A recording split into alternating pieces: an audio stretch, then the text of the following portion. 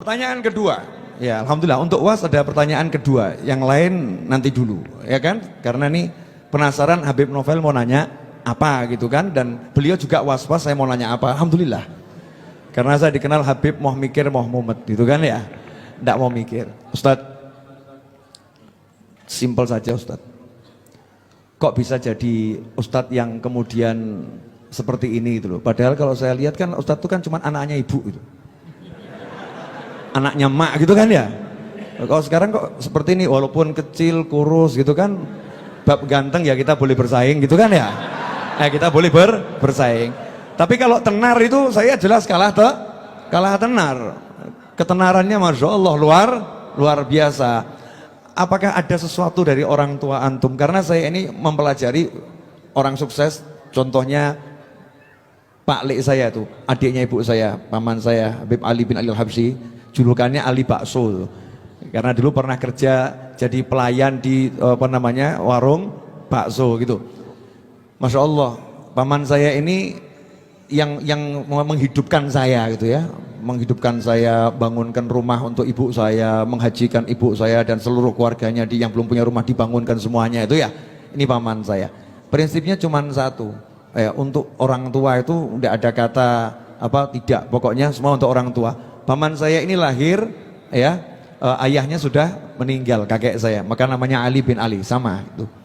Pegangannya pokoknya ibu, ibu dan ibu, maka jadi sukses. Pertanyaan saya buat UAS ini ya, resep suksesnya apa? Karena kalau cerdas ya saya nggak beda jauh. Cerdas nggak beda jauh. Jelek-jelek begini ini kan ada gen Nabi Muhammad SAW. Oh iya, sombong dikit saya, jelek-jelek begini kan ada gennya Nabi Muhammad SAW. Beliau ada gennya Nabi Adam. Ya, beliau ada gennya Nabi Adam alaihissalam, ada gennya, artinya punya bakat kecerdasan. Tapi kok kalah tenar, ini apa ini rahasianya? Biar kita bisa mencontoh, karena ini perlu dicontoh, sesuatu yang baik perlu dicontoh. Fadhol Ustaz. Kadang hidup ini kita tidak tahu apa yang akan terjadi, Habib. Contohnya saya dapat tongkat 2 malam ini pun tak pernah terlintas di pikiran saya. Kok bisa saya dapat 2? Ini apa isyaratnya ini? Apa artinya masna wa sulasa?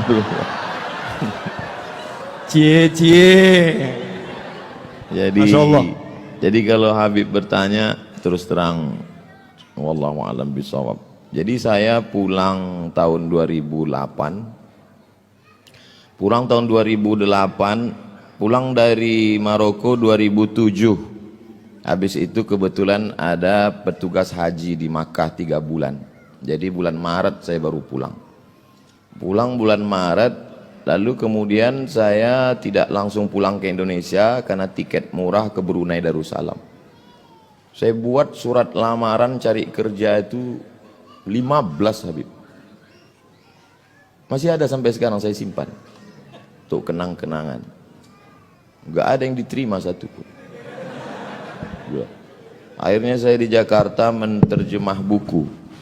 Buku yang saya terjemah itu lebih kurang 40 buku.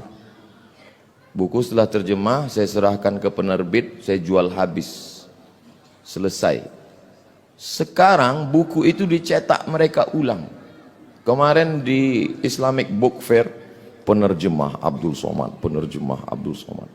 Saya nggak dapat duit lagi. Karena buku itu saya terjemah 10 tahun yang lalu. Saya nggak tahu kalau saya akan jadi ustadz terkenal. Lalu kata ibu saya, kau pulanglah ke Riau. Saya bilang sebelum pulang saya mau ikut tes dulu, tes dosen di UIN Ciputat. Saya ikut tes dosen, tes bahasa Arab, bahasa Inggris, lulus. Tes potensi akademik, lulus. Semuanya alhamdulillah lulus. Sampai tes wawancara di kantor Kemenak di depan Masjid Istiqlal. Tinggal 2. Yang satu saya, yang satu anak UIN. Menurut perkiraan saya lulus. Karena tesis saya 300 halaman pakai bahasa Arab sudah diuji di Darul Hadis oleh 3 profesor. Rijalul Muwatta' was Sahihain alladzina dha'afahumun Nasa'i fi kitabid du'afa wal matrukin jam'an wa dirasah. Lengkap semua. Saya yakin saya lulus. Saya bisa jawab semua. Beberapa minggu setelah itu dapat jawaban, saya waktu itu di terminal Kampung Melayu. Saya buka SMS, kau nggak lulus mat. Lembut aspal Kampung Melayu itu saya bilang. Saya tidak dendam. Kata-kata Buya Yahya tadi, berdamailah dengan hati. Saya tidak dendam dengan yang mengetes saya, yang menidak luluskan itu. Saya tidak. Saya cuma mau mengingatkan mereka supaya mereka tonton YouTube saya hari ini.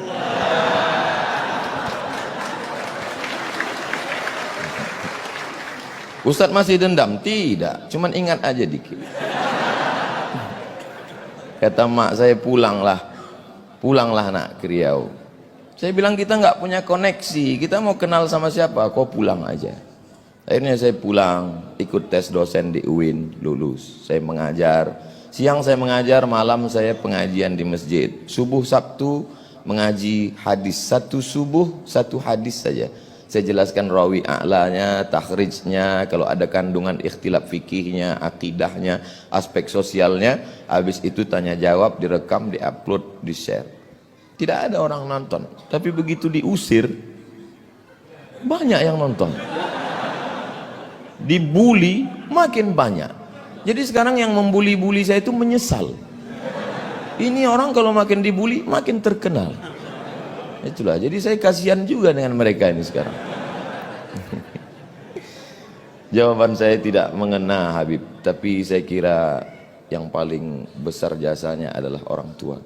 Karena niat saya dulu ingin membahagiakan orang tua, tidak lebih. Saya dulu cuman punya cita-cita sederhana sekali Habib. Saya mau pulang kampung, beli tanah 1 petak, ternak lele, tanam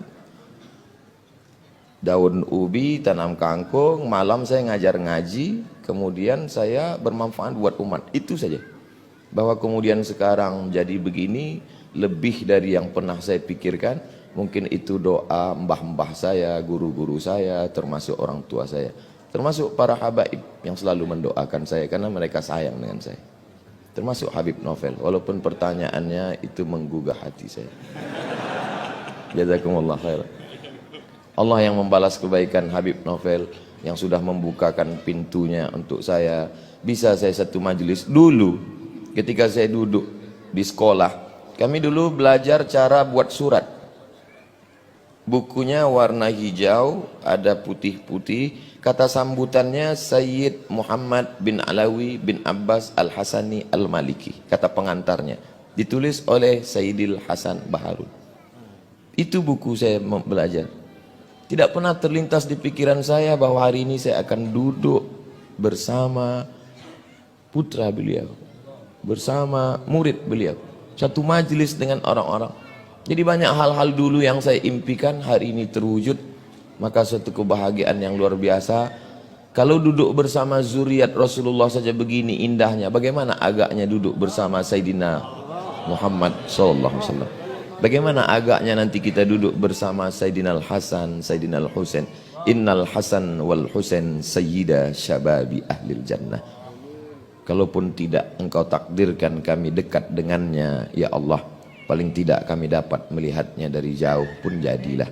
Tapi paling tidak kami berharap masuk ke dalam surgamu ya Allah. Mungkin itu aja Habib. Barakallah.